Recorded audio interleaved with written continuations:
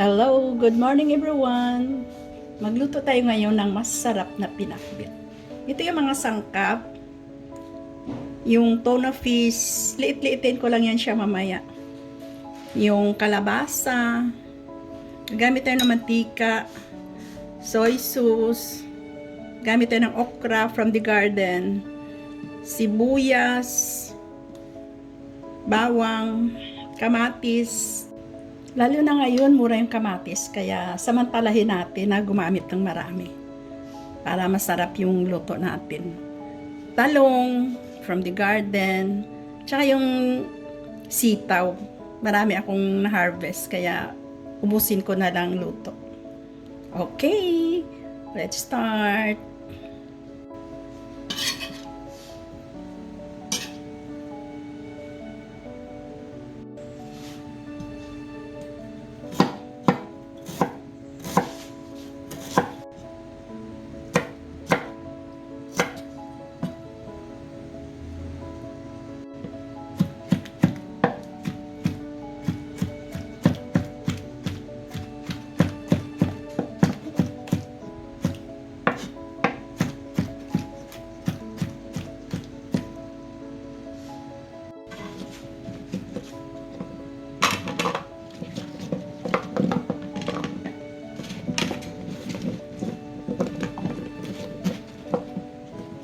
Maggisa na tayo.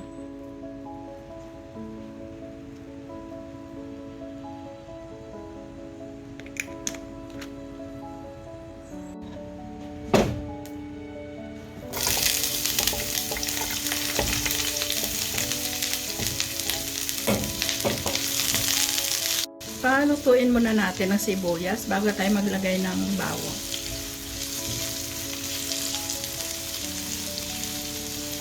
Na natin ang bawang.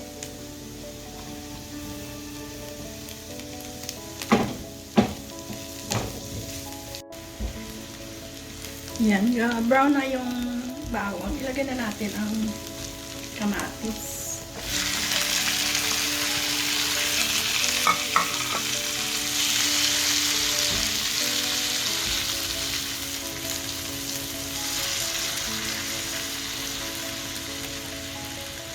Lagay na tayo ng asin.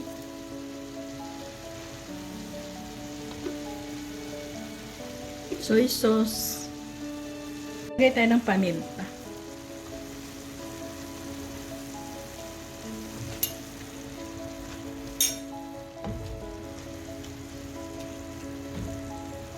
Takipan natin para mabilis maluto yung kamatis. Ihalo na natin ang isda. Yung ating tuna fish. Ayan, wala na siyang luto.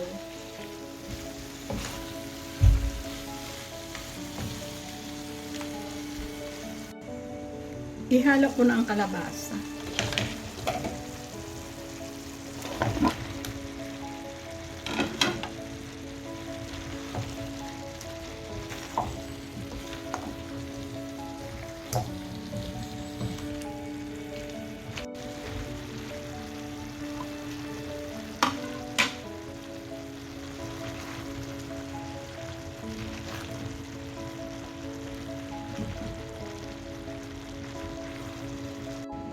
Bago natin ihalo ang sitaw, yung malapit na maluto ang kalabasa. Ayan o. Pwede na natin ihalo yung sitaw. Pero magdadagdag muna tayo ng tubig bago natin siya ihalo. Maglagay tayo ng mainit na tubig.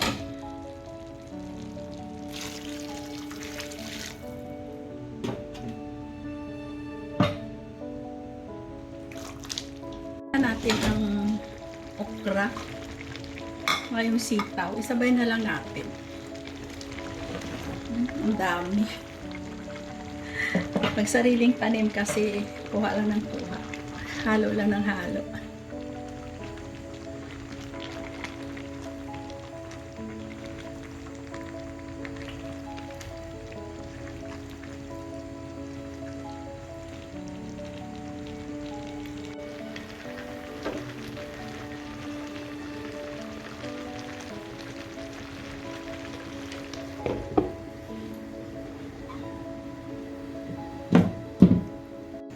Bago tayo maglagay ng ampalaya, tikman muna natin kung okay na.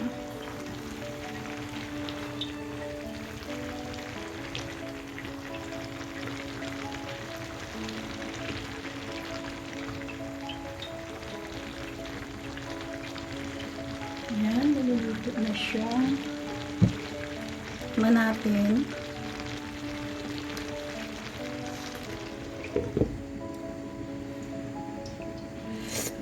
Ang sarap na. Lalo na yung mga gulay natin fresh from the garden. Sarap. Timplahin nyo lang ayon sa inyong panglasa. Okay na yung lasa niya. Ihalo ko na ang ampalaya. Ampalaya kasi sandali lang ito. Hindi na siya pwedeng patagalin. Ayan.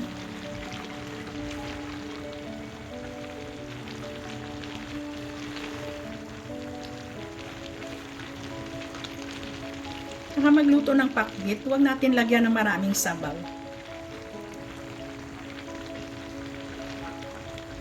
Tama-tama lang.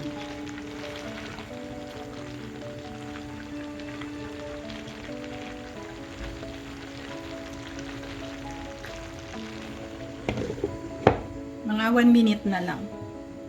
Okay na yan siya. Masarap na pakbit.